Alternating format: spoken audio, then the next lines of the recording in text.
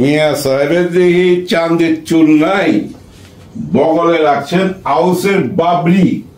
হ্যাঁ, পুরা খেইবা গেল ভাই, বুঝছেন?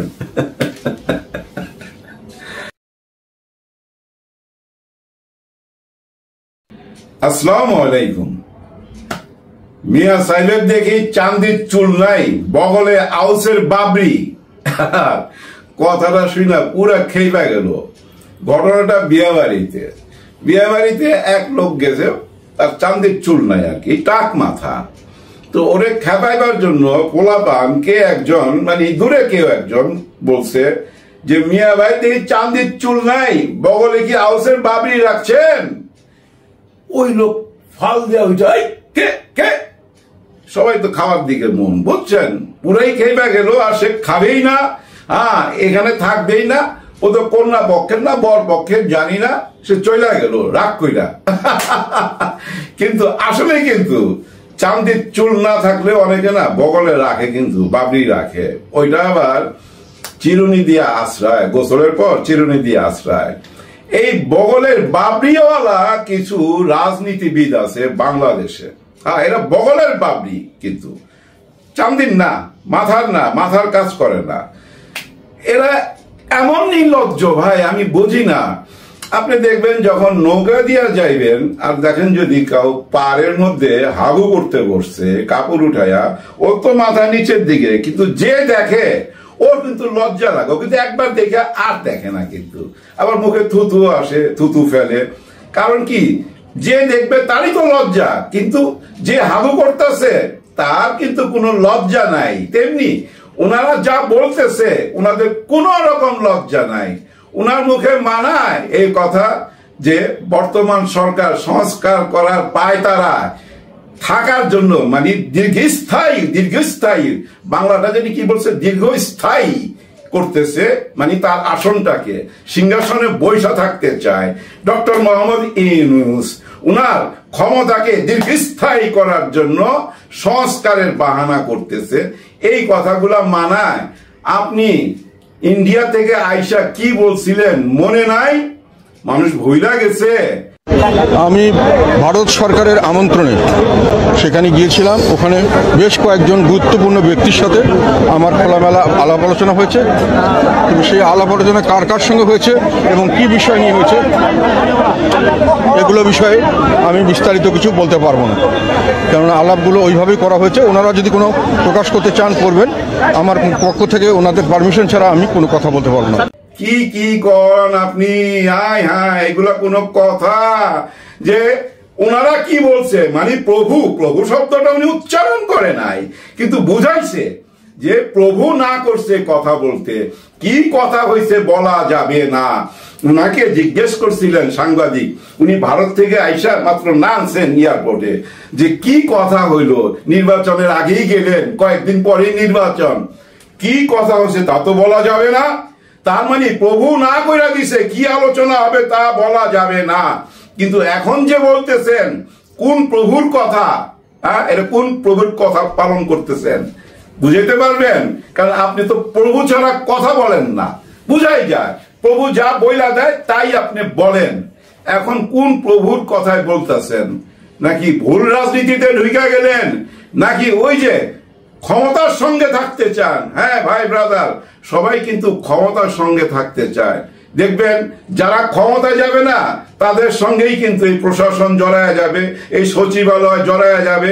এবং বাংলাদেশের নাগরিক যারা রাজনীতি কইরা খায়, যাদের পেশা রাজনীতি, এরা রাজনীতি ছাড়া অন্য কিছু করে না।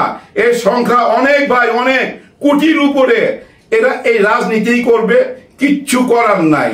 এইসব রাজনীতিবিদদের হাতেই তো দেশ চলে যাবে। আপনি যত রকম সংস্কার করেন না কেন, ওনারা তো বইলাই দিছে, তারা যায় এগুলা সব বাতিল কইরা দিবে। সংসদে যাবে, সংসদে যা বলবে যে দেখেন ইনারা কারা, অবৈধভাবে আইসা কতগুলো সংস্কার কইরা গেছে, এগুলো কি বাতিল করা যায়? সবাই তখন হুক্কা হুয়ার মতো করা যায় বলবে, বাস হয়ে গেল। কারণ আপনারাই তো ক্ষমতায়, তাই না? আর আপনাদের সঙ্গে যারা থাকবে, এই ইনারাই তো থাকবে, যারা এখন বলতেছে এই সরকার দীর্ঘস্থায়ী করতেছে, বাহানা করতেছে সংস্কারের নামে। ভাই সংস্কারের জন্য একটা যন্তর মন্তর রুম বানাইছে। হ্যাঁ, ইউনূস স্যার কিন্তু আন্তর্জাতিক মাঠের খেলোয়াড়, তো উনি খেলা কিন্তু মাঠে দিয়া রাখছে, খেলতে থাকেন, উনার কিচ্ছু করার নাই, উনাকে কেউ এক বিন্দু দোষ দিতে পারবেন না। উনি একটা যন্তর মন্তর রুম বানাইছেন, মানে সংস্কার কমিশন, ওইখানে ওপেন রেখে দিছে। আপনি যদি কোনো সংস্কার না চান তাও ওইখানে যা বলতে হবে যে হ্যাঁ এই যে আমার সংস্কার কমিশন, ইনাদের কাছে লিখিত ভাবে দিয়ে যান, লিখিত দিতে হবে, মুখে বললে হবে না যে না আমি সংস্কার চাই না।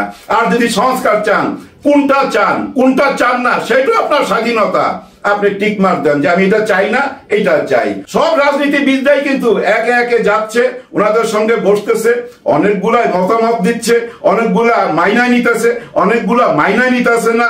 যেটাই হোক না কেন, একেবারে না চাইলেও তো কোনো অসুবিধা নাই, সে স্বাধীনতা দিয়ে রাখছে ওই যন্তর মন্তর রুমে। ওইখানে যে আপনারা লিখিত দিয়ে আসবেন, আর কি কি লিখলেন আপনারা, এগুলো সবই সোশ্যাল মিডিয়ায় চলে আসবে, ওনাদের ওয়েবসাইটে দিয়ে দিবে। কিন্তু ওইটা তো হলো বাকির ব্যাপার, নগদে জানতে চাই ওয়েবসাইটে ঘটনা কি। এই যে আসিফ মাহমুদ, ওনার যে একজন পিএস ছিলেন মোজাম্মেল হোসেন, হ্যাঁ এরকম ওদের নাম, মোজাম্মেল হোসেন এরকম, এই যে ওনার পিএস, ওনার চাকরি চলে গেল। আপনাদের আরেকজন উপদেষ্টা নূরজাহান ম্যাডামের, ওনার পিএস, ওনার নাম তাবাসসুম, ওনার নাম তুহিন, ওই যে ব্যারিস্টার তুহিন, ওর নামের সাথে মিল আছে, তুহিন ফারাবি, ওনাদের কেন চাকরি চলে গেল এটা তো আমাদেরকে জানাইতে হবে আপনাদের ওয়েবসাইটে, সোশ্যাল মিডিয়ায়। কারণ কানা ঘুষা শোনা যাচ্ছে। হ্যাঁ, এক জায়গাতে দেখলাম একটা কার্ডের মধ্যে লেখা, ওই যে মোজাম্মেল আসিফ মাহমুদের যে পিএস, ও নাকি 311 কোটি টাকা মাইরা দিছে। বাপ রে বাপ, 311 কোটি, 10 না 15 না 20 না 11, তার মানে যে লেখছে ও তো ফলো করতেছে। ভাই আপনি যখন ফলো করতেছেন, এই 300 পার হইতে দিলেন কেন? 1 কোটি যখন খাইছিল তখনই তো আইনের হাতে তুলে দেওয়া উচিত ছিল। এবং কেন তাদের চাকরি গেল, আসলে কি তারা ঘুষ খাইছে কিনা, এটা আমাদেরকে জানাইতে হবে, ক্লিয়ার জানাইতে হবে। আরেকটা বড় অভিযোগ আছে ভাই এই উপদেষ্টার বিরুদ্ধে। হ্যাঁ, অভিযোগ কি, আপনি যদি এখন একটা ভোট করেন এরকম যে এই ক্যাবিনেট থেকে, মানে এই উপদেষ্টা থেকে কাকে বাদ দিতে চান, দেখবেন প্রচুর ভোট পাবে আসিফ নজরুল সাহেব। হ্যাঁ, ওনাকে নিয়ে অনেক নেগেটিভ কথা আছে, কিন্তু আমি মন থেকে ওনাকে ভালোবাসতাম, এখনো যে বাসি না তা না, ওনার কথা ভালো লাগতো একটা টাইমে। ওই যে রাজু ভাস্কর্যের সামনে দাঁড়ায় যে কথাগুলো বলতেন, কিন্তু ওই কথার সাথে এখন কর্মের মিল পাচ্ছি না। ওনার বিরুদ্ধে কিন্তু বিরাট অভিযোগ আছে দেশে এবং দেশের বাইরে থেকে, এগুলা সোশ্যাল মিডিয়া ঘাটলেই পাইবেন আপনারা। কিন্তু উনি তো মুখ খুললেন না, উনি তো হ্যাঁ না কিছু বললেন না। উনার তো উচিত, উনি 9 মাস আগে এখানে বসার আগে উনার ব্যাংকে কত টাকা ছিল, কি সম্পত্তি ছিল, এগুলো আমাদেরকে জানানো। বর্তমানে কি অবস্থা ওনার ব্যাংক অ্যাকাউন্ট, এটাও আমাদেরকে জানান। সয় সম্পত্তি হইল কিনা, বা বিদেশে বাড়ি কিনলো কিনা, সব ক্লিয়ার করেন আমাদের কাছে, একদম ক্লিয়ার হইতে হবে ভাই। ওই যে 111 এর কথা মনে আছে আপনাদের? Dangerous, very dangerous. নির্বাচিত সরকার যারা নির্বাচন করে আসছিল তাদের খায়া দিছিল -2 ফর্মুলা। হ্যাঁ, মনে আছে? -2 ফর্মুলা, মানে যারা নির্বাচন করে সরকার চালায়, নির্বাচন মাথায় রাখেন, ওই নির্বাচন করে যারা সরকার চালায় তাদেরকে খায়া দিছিল। তাদের অনেক বদ কাজ আছে, অনেক বাজে কাজ আছে, কিন্তু তাদের একটা ভালো কাজ ছিল ভাই, আইনকে যেভাবে টাইট দিছিল রে ভাই, মনে আছে? কেউ গাড়ি ফালাই দিতেছে, কেউ বাড়ি ছেড়ে পালাই যেতেছে, ট্রাক ভইরা, ভ্যান ভইরা টাকা ভাই, 1000 টাকার নোট ডাস্টবিনে ফালাই দিয়া ভাইগা যাইতেছে, নদীর পারে ফালাই দিয়া ভাইগা যাইতেছে, মনে আছে?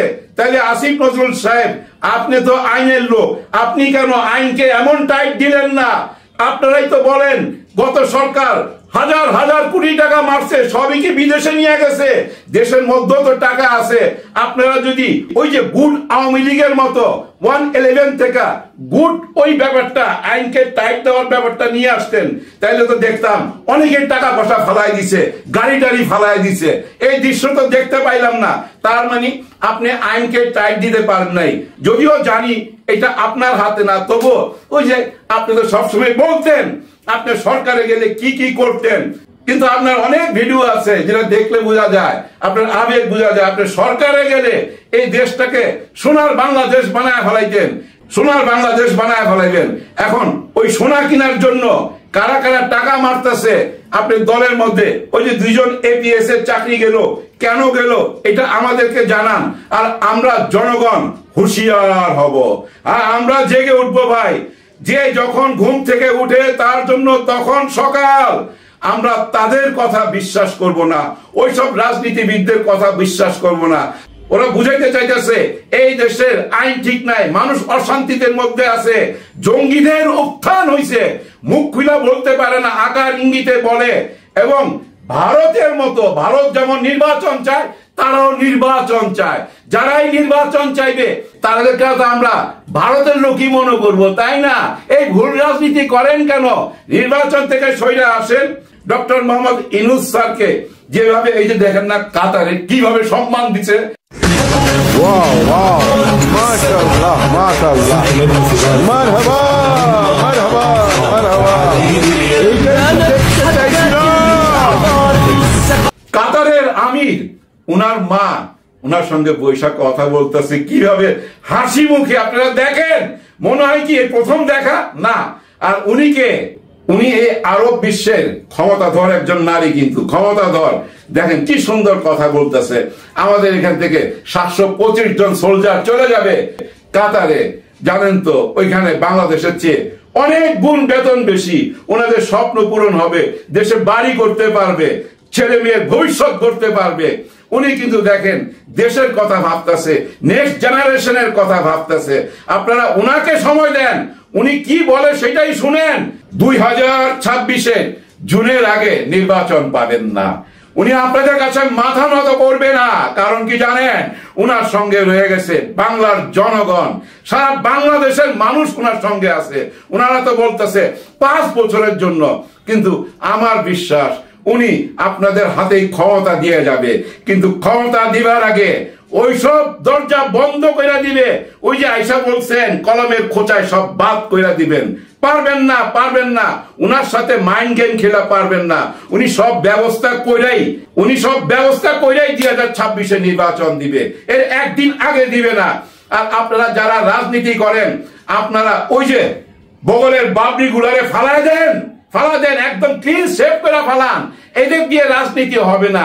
ইয়াং জেনারেশন বাইচা নেন, ইয়াং জেনারেশনকে নিয়ে রাজনীতি করেন। আপনারা আমাদের মনের কথা বুঝতে পারবেন না, যেটা বুঝতে পারে এই ইয়াং জেনারেশন। সবার জন্য সবাই দোয়া করবেন। আল্লাহ হাফেজ।